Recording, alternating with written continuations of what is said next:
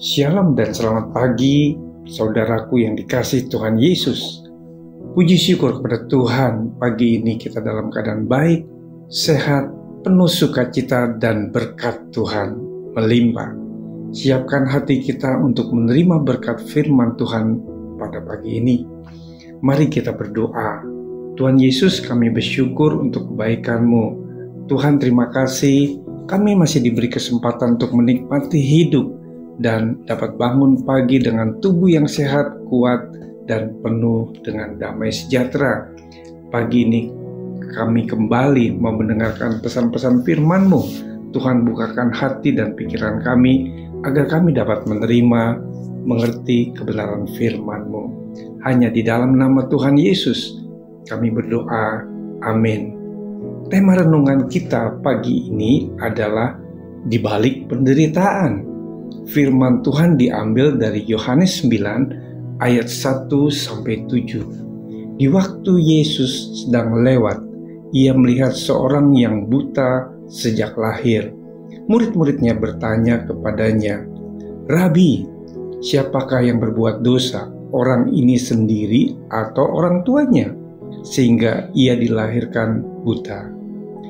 Jawab Yesus, "Bukan dia dan bukan juga orang tuanya, tetapi karena pekerjaan-pekerjaan Allah harus dinyatakan di dalam Dia. Kita harus mengerjakan pekerjaan Dia yang mengutus aku selama masih siang akan datang malam, di mana tidak ada seorang pun yang dapat bekerja. Selama aku di dunia, akulah terang dunia." Setelah ia mengatakan semuanya itu, ia meludah ke tanah dan mengaduk ludahnya itu dengan tanah, lalu mengoleskannya pada mata orang buta tadi, dan berkata kepadanya, "Pergilah, basuhlah dirimu dalam kolam Siloam." Siloam artinya yang diutus. Maka pergilah orang itu yang membasuh dirinya, lalu kembali dengan mata yang sudah melek. Bapak Ibu Saudaraku, kisah hidup Nick Vujicic, motivator dunia tanpa lengan dan kaki. Biografi Nick adalah sumber inspirasi untuk siapapun yang sedang patah semangat dan membutuhkan motivasi hidup. Ya, Nick memang terkenal sebagai salah satu motivator terkenal dunia. Banyak orang terkagum-kagum dengan sosoknya karena ia berhasil menunjukkan diri sebagai pribadi yang kuat meski dengan kekurangan fisik yang ia miliki sejak lahir. Nick terlahir tanpa memiliki tangan dan kaki. Bagi sebagian besar orang, Nick tidak akan mempunyai masa depan yang indah. Namun di balik penderitaannya, Tuhan mempunyai rencana yang besar atas hidupnya. Kini Nick menjadi motivator yang cukup terkenal. Perjuangan dan kemampuannya menerima keberadaan dirinya sebagai ciptaan Tuhan yang berharga telah menginspirasi banyak orang. Saudaraku, Yesus meluruskan pandangan kepada murid-muridnya bahwa tidak semua sakit penyakit dan penderitaan terjadi karena dosa. Tuhan Yesus bisa mempunyai rencana indah di balik sakit penyakit dan penderitaan yang dialami manusia.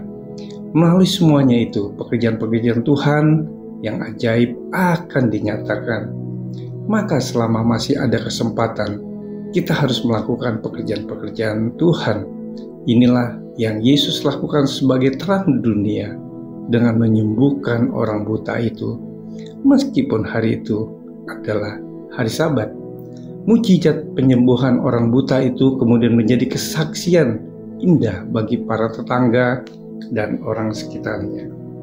Bapak Ibu Saudaraku, pada hari ini kita belajar bahwa di balik sakit penyakit dan penderitaan ada rencana Tuhan yang indah di dalam hidup ini. Sebab itu, ketika sakit penyakit dan penderitaan datang menerpa, nantikanlah saat Tuhan bekerja dan menyatakan maksudnya yang indah di dalam hidup kita. Pada saat itu terjadi, kita mesti menyambutnya dengan penuh syukur serta berani memberikan kesaksian tentang kebesaran Tuhan kepada orang lain, supaya mereka juga mengalami karya-karya Allah yang ajaib di dalam hidup mereka, sehingga Bapa di surga semakin dimuliakan.